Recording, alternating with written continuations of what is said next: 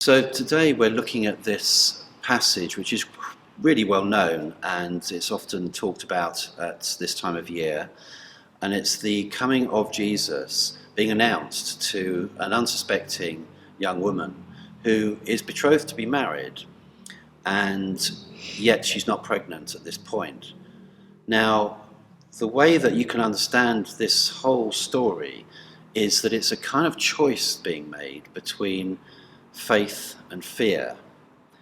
And I think Mary has this option here of tuning into, as it were, FM faith or FM fear. And in a very short space of time, she has to choose which way she's going to go. Now, I've had to make this choice. I'm sure we've all had to make this choice at different times in life. A few years ago, I was thinking I would like to put on a theatre show. And so I kind of thought about it, prayed about it for a bit, felt it was the right thing to do.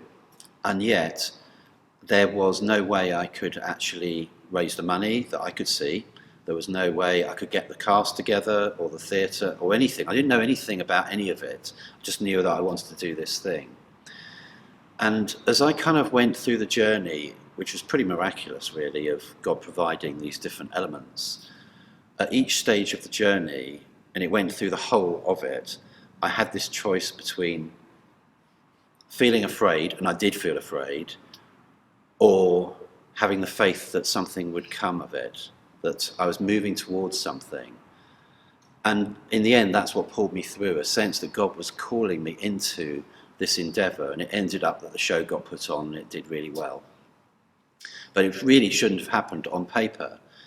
And that's the thing, that on paper, a lot of things might make us afraid, and we can zone in on those, and then we can miss sometimes what God's saying to us through the words of faith and receiving what he's saying to us with the ears of faith. So Mary does something really interesting in this passage, which is she reacts like we all would. There's a massive great angel has just appeared in front of her, and she's kind of nervous about it. Maybe she's afraid. It's not the sort of thing that happens every day. It's disrupted her day.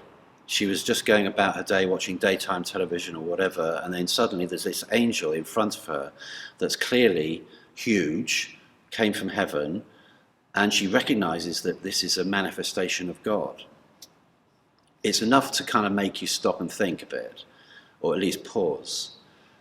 So she kind of reacts to this by saying, you can hear the way she's thinking is this going to be good or is this going to be bad? Am I going to be in trouble, or what is this thing? And then the second stage of this process is that she kind of comes back with a question. She hears the angel say to her about that she's going to have a child, and her response is, well, hang on, I'm not actually pregnant.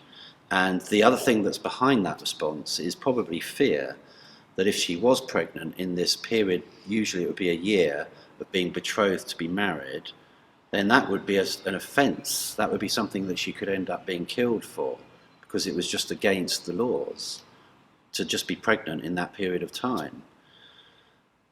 But she chooses, by the end of the passage, to tune in to FM faith and responds with, well, let it be to me, according to your word. Now that's so much easier to read on the page than it is to do in practice.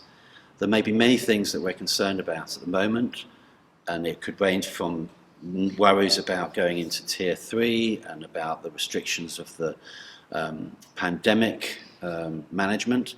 It could be we're worried about the economy. It could be that we're worried about our own work.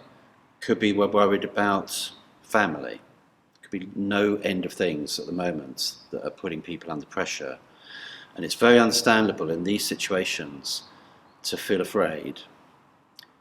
And the passage is encouraging us to not deny the fact that we're asking questions, that we're afraid, that we have feelings. That's completely human. But to not necessarily let those things dominate us and control us to the point where we can't tune in through the ears of faith to what God's saying to us. And what God's saying to us is usually to disrupt our pattern and to bring in something new, something that maybe we hadn't completely grasped, And it will take us to a place that is actually bigger, more expansive, more peaceful, and more connected with who we are in relation to God going forward in our lives. So I'd encourage us today to have those ears of faith opened, to hear what God might be saying to all of us at this time. And that might mean putting the newspaper down or not watching the TV for a little bit and just making ourselves available to what he's saying to us now at this time of the year, at Christmas, when we remember the coming of Jesus. Amen.